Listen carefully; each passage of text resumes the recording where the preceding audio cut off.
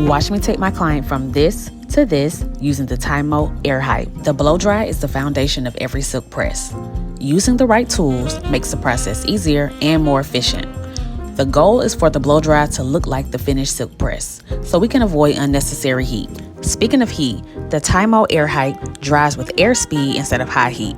Clock it, because we don't have time for heat damage. The comb attachment plus the negative ion feature ensures the blow dry is tension and frizz-free. Look at how sleek and shiny my client's hair is, and we haven't even touched the flat iron yet. With 4 heat settings, 3 speeds, and a cool shot to seal the cuticle, this is the perfect tool for all hair types.